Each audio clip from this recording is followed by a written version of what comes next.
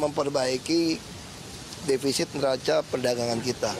Nah, kunci paling besar itu ya di sektor petrokimia dan migas ini.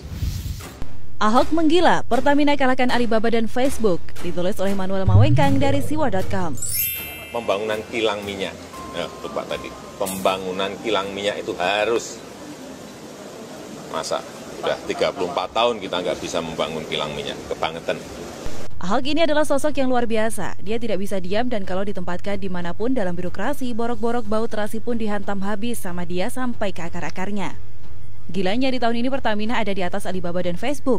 Saya yakin dan percaya dengan kalimat Soekarno pendiri bangsa ini, jika ada 10 orang seperti Ahok, Amerika dan Cina pun lewat.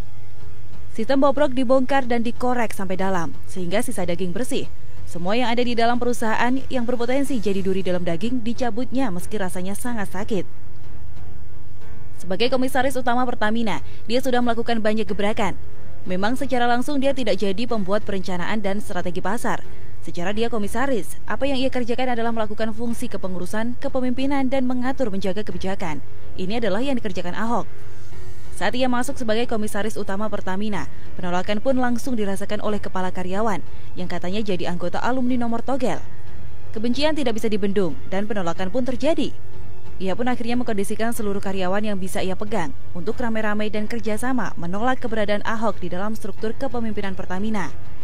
Erick Thohir pun santuy kayak dipantui menanggapi penolakan tersebut. Erick Thohir tegak lurus dan menjalankan fungsinya sebagai Menteri BUMN. Masa seorang Menteri BUMN bisa dikontrol sama kepala karyawan? Ya enggak lah. Di dalam hak prerogatifnya, Erick Thohir meletakkan Ahok di kursi yang paling tinggi di perusahaan tersebut, komisaris utama. Ahok jadi komisaris utama yang tidak bisa dipecat oleh siapapun kecuali dirobak langsung oleh Erick Thohir. Ahok yang dipercaya sebagai komisaris pun menjadikan Pertamina menjadi perusahaan kelas dunia. Tidak ada satupun celah korupsi dibiarkan ada. Mereka diminta untuk mencukupkan diri mereka masing-masing, para bawahannya dalam menghidupi keluarganya. Gaji di Pertamina itu tinggi kok, cukup untuk membiayai keluarga dan nabung. Jadi Ahok sebagai komisaris menjalankan fungsi pengawasannya dengan gila-gilaan.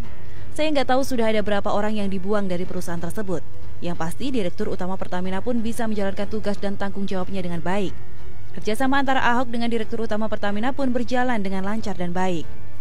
Mereka seperti duet maut dalam melambungkan nama BUMN ini ke kancah dunia. Bahkan dunia pun terkaget-kaget melihat gebrakan Ahok dalam memperdulikan orang-orang di Indonesia terkait COVID-19.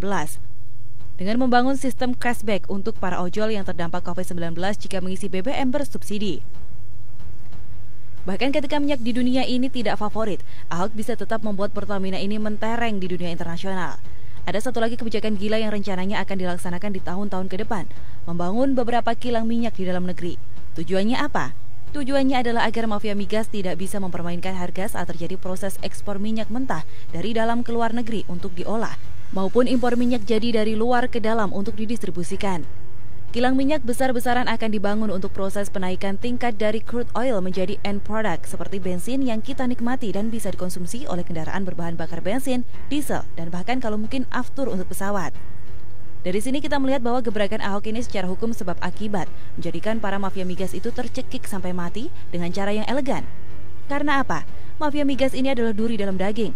Mereka sudah seharusnya dimusnahkan. Mereka harus dihabisi sampai ke akar-akarnya. Tidak boleh ada orang jahat di tengah-tengah bangsa yang masih sering ditipu oleh mafia-mafia baik dari migas, alkes, ataupun yang lain-lain.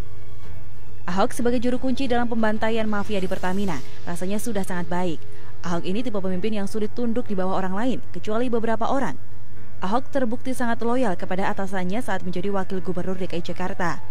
Ahok juga terbukti sangat loyal kepada atasannya saat menjadi komisaris utama di Pertamina. Sementara ini, kelihatannya hanya ada dua orang yang bisa ia loyal terhadapnya, yakni Jokowi dan Erick. Prabowo saja dibuang sama Ahok saat dia mengetahui Gerindra itu pemain sara.